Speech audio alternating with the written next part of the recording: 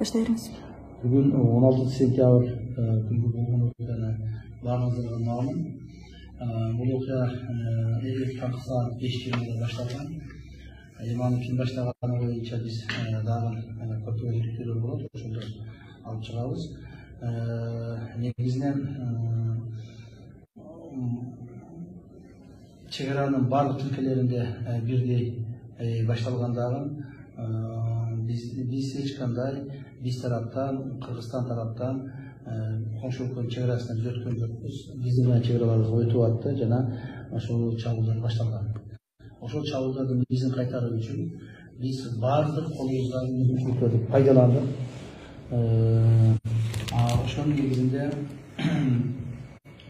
Ошол негизинде бардык чабуулдарды биз кайтардык. Бүгүнкү күндө азыркы маалга бүгүн 3 жолу жолугушуу болду. Ошол токтотуу боюнча биринчисинде 1 саат токтоттук, экинчисинде 2 саат токтоттук. Бирок токтобостон кайрадан эле өрчүп кетип атты.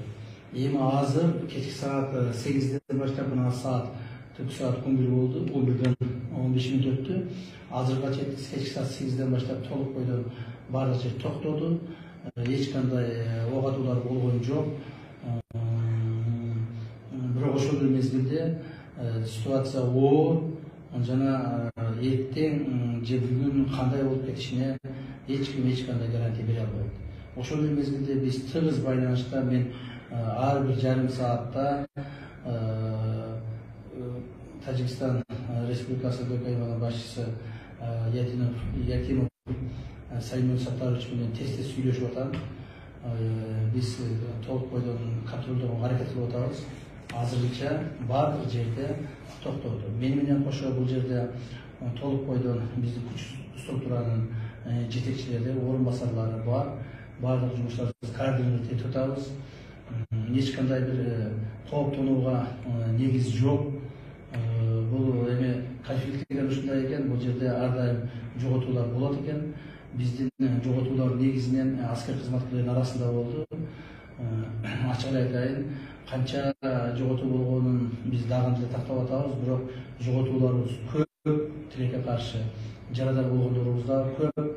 Ал эми чай жарандардын арасындагы жоготууларыбыз азыраак болду.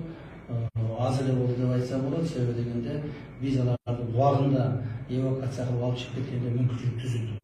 Бүгүнкү күндө границанын территориясында, Баткен областынын территориясында, Баткен шаары бардык жерлерде биздин жай тургандарыбыздын бардыгын биз чыгарып кеттик.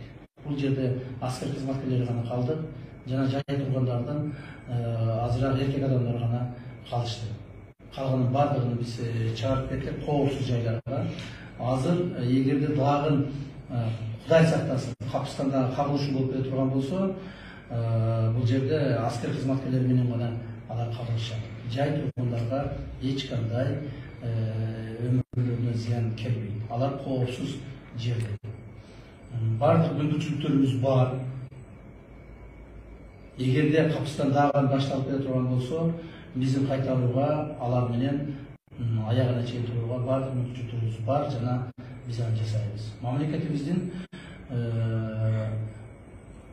территориясын, аянтын толук бойдон коргойбуз жана ошого бул биздин түздөн-түз милдетибиз.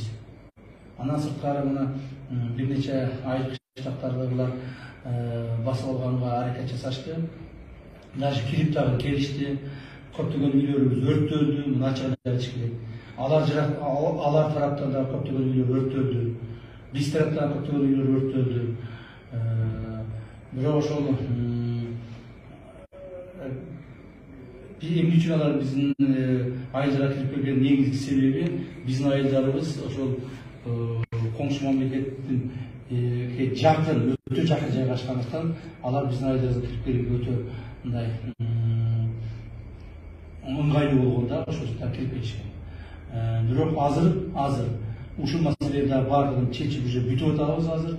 Азыр бир гана айылыбыз калды.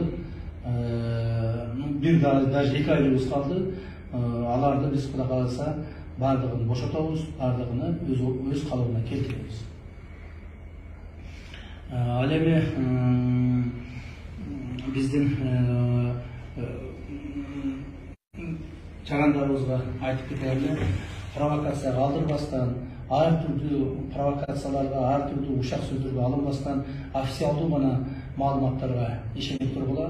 Биз официалдуу түрдө бардык маалыматтарды бергенге жана ошолорду жеткизип турганга милдеттүүбүз жана аны берип атабыз.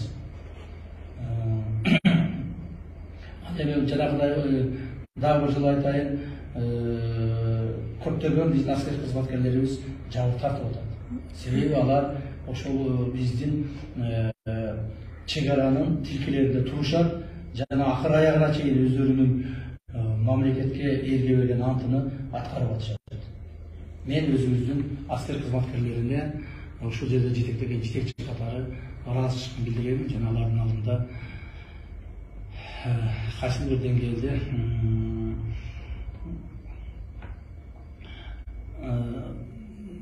туура эмес иш болгондугун биз